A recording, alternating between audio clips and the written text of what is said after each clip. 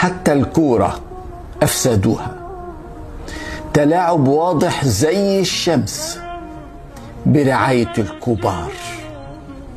الكبار عايزين يدوا الدوري العام لبيراميدز، مش حبا في بيراميدز ولا حبا في فلوسه، لا، كرها في الأهلي. فشلوا يدوا الدوري للزمالك، قالوا نديه لبيراميدز بس مش الأهلي. التلاعب في كل حاجة، إنما التحكيم الفاجر هو أقوى سلاح للتلاعب في مصر. الأهلي للأسف بعد تعادله مع الزمالك 1-1 ما عندوش أي رفاهية في ال10 ماتشات اللي جايين في الدوري.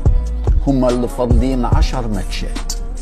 هتبدأ بحرس الحدود بعد بكرة، وبعدها 9 مباريات، منها واحدة مع بيراميدز وواحدة مع الزمالك.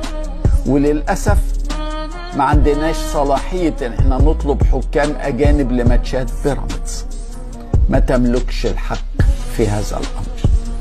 إنما أنا عايز أنبه لنقطة مهمة جدا، أنبه إدارة النادي الأهلي، إدارة النادي الأهلي الطيبة دائما.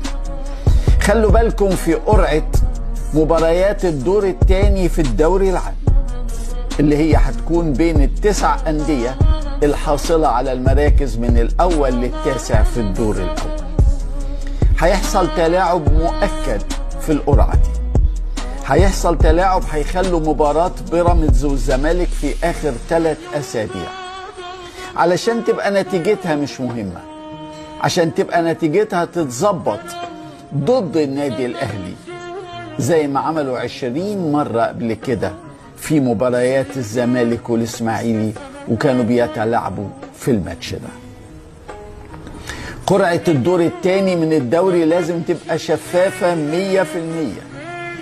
امبارح بيراميدز فاز على طلائع الجيش 2-1 في مباراة وجهها محمد معروف لصالح بيراميدز تماما. في الدقيقة الثامنة طرد 100% لأحمد سامي لاعب بيراميدز، يكمل بقية الماتش 10، يخسر بنسبة 100%. عطاله انذار بس، حكم الفيديو استدعاه. طالما استدعاه يبقى استدعاه عشان يطرد، مفيش سبب آخر. راح اتفرج ورجع صمم بس على الانذار. هو نفسه محمد معروف في ماتش الأهلي وفاركو لما احتسب بينالتي للأهلي لحسين الشحات والفيديو طلبه وراح غير القرار. هناك الفيديو يغير القرار عشان حاجة ضد النادي الأهلي، إنما امبارح الفيديو ما يغيرش القرار عشان حاجة ضد نادي بيراميدز. المهم الجول الأولاني البيراميدز التسلل 100% على فيستون مايلي قبل ما يمرر لإبراهيم عادل. اللاين مان اللي عارف محمد معروف عايز ايه ما رفعش، والفيديو اللي عارف محمد معروف عايز ايه ما طلبش، والجول اتحسب واتنفذ على طول. ومع ان طلائع الجيش اتعادل في الدقيقة 86، لكن محمد معروف عطى 6 دقايق وقت بدل ضايع.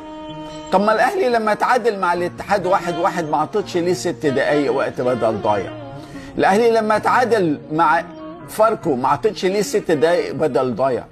مع الاهلي 4-5 دقايق بالكتير وقت بدل ضايع. مع بيراميدز عشان محتاج تزود.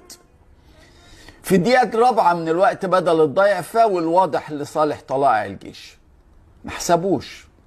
كرة طلعت اوت لبيراميدز، قال العب. الشيبي وهو بيلعب الاوت رجله الثانية في السماء مش على الارض، مخالفة 100%، لازم الاوت يتعاد لصالح فريق طلائع الجيش. قال العب واتلعبت وجات جول وحسب الجول. خسارة، خسارة الحقيقة، خسارة ان مفيش عدل، خسارة ان الدوري موجه، خسارة الحقيقة انك تتفرج على الناس دي وتضيع وقت مع الناس دي.